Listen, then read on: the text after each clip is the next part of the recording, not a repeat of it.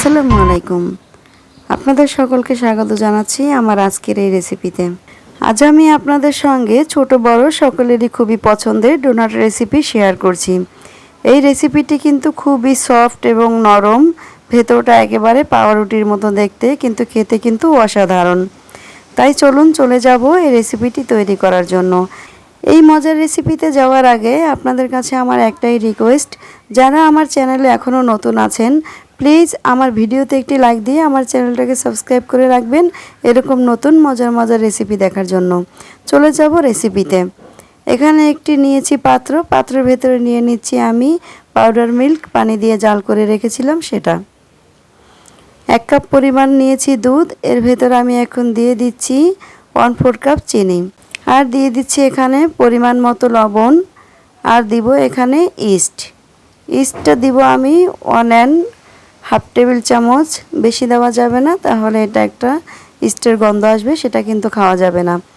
এখন এই সমস্ত উপকরণগুলো আমি একটু ভালো করে মিশিয়ে নিচ্ছি।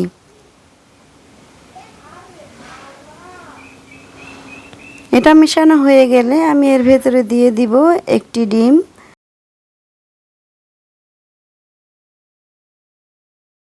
আর দিচ্ছি 2 টেবিল চামচ ঘি। ঘিটা যদি আপনাদের ঘরে না থাকে তাহলে কোনো সমস্যা নেই, আপনারা ডালডা ইউজ করতে পারেন। আর ডালডাটাও যদি না থাকে তাহলে আপনারা রান্নার রেগুলার তেলটাও ইউজ করতে পারেন।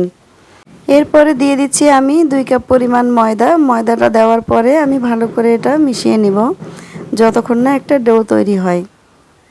স্প্যাচুলার দিয়ে আমি এই ডোটা মেখে নিয়েছিলাম, আমি এখন হাত দিয়ে এটা ভালো করে মথে নেব যতক্ষণ না খুব সফট একটি ডো তৈরি হয়। এই ডোটা খুব ভালোভাবে মথে নিতে হবে, তা না হলে ডোনাটটা শক্ত হয়ে যাবে। ডোটা খুব ভালোভাবে মথা হয়ে গেছে, আমি এখন এটা 2 ভাগ করে নিয়ে তারপরে একটি রুটির মতো বেলে নিব।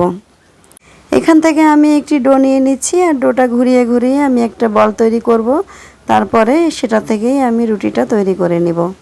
রুটিটা আমি 1/2 ইঞ্চি থেকে একটু কম বেলে নিব। আপনারা চাইলে এই রুটিটা 1/2 ইঞ্চি থেকে বেশি কিংবা কমও নিতে পারেন, সেটা আপনাদের ইচ্ছা অনুযায়ী করে নিতে পারেন। আমি হাত দিয়ে চেপে চেপে রুটিটা করে নিচ্ছি, আপনারা চাইলে বেলেও এটা করে নিতে পারেন। ভিউয়ার্স, এই মজার রেসিপিটি কেউ স্কিপ করে দেখবেন না। আশা করছি শুরু থেকে শেষ অবধি আমার সাথে থেকেই এই ভিডিওটি দেখবেন। এখন আমার হাতে যে কাঁচের গ্লাসটি দেখছেন সেই কাঁচের গ্লাসটি দিয়েই আমি ডোনাটটি কেটে নিচ্ছি। আর ছোট সাইজের আমি আরেকটি কাটার নিচ্ছি মাছ বরাবর কাটার জন্য। আপনারা চাইলে যে কোনো সাইজ করেই কেটে নিতে পারেন, যে কোনো কিছু দিয়ে।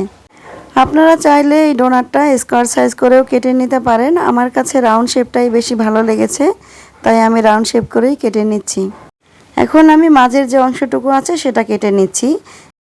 আর মাছ বরাবর যে আমি কেটে নিচ্ছি সেটা কিন্তু আমি অন্য ডোর সাথে মিশিয়ে নিব না, এটা থেকে আমি অন্য ডিজাইন করে আরেকটা ডোনাট তৈরি করে নিব।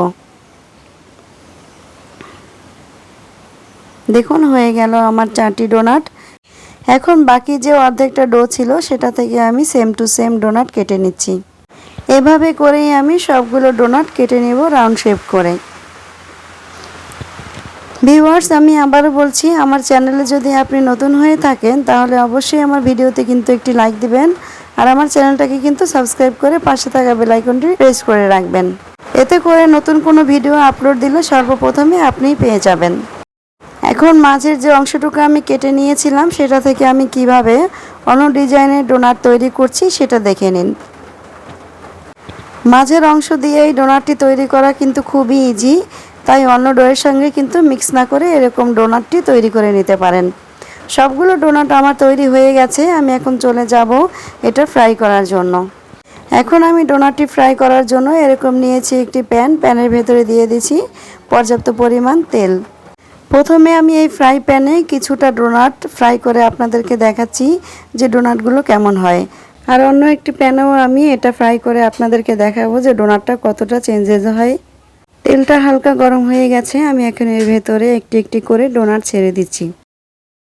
এই তেলটা কিন্তু বেশি গরম হওয়া যাবে না, আবার একেবারে ঠান্ডা হওয়া যাবে না, সেই রকম পর্যায়ে এই ডোনাটগুলো দিয়ে দিতে হবে।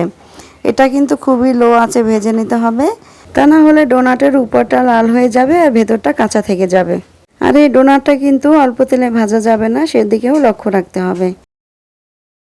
ডোনাটগুলো কিন্তু ফুলে অনেকটা ডাবল হয়ে গেছে। আমি এখন উল্টে পাল্টে এই ডোনাটগুলো দুই সাইডটাই ভালো করে ফ্রাই করে নেব। এই ডোনাটটা তৈরি করা কিন্তু খুবই ইজি, আর এটা খুব অল্প সময়ে বানিয়ে নেওয়া যায়, আর এটা খেতে কিন্তু অসাধারণ একটি রেসিপি। এই ডোনাটটা কিন্তু অনেকে চিনি দিয়ে এটা সার্ভ করে থাকে, তো আমি এটাকে কোনো রকম চিনি দিব না। আমি যেহেতু মিষ্টি তেমন একটা পছন্দ করি না, তাই আমি চিনি ছাড়াই এটা সার্ভ করব। আমার ডোনাটগুলো হয়ে গেছে। এখন এই ডোনাটগুলো আমি একটি একটি করে তেল ঝরিয়ে উঠিয়ে নিচ্ছি।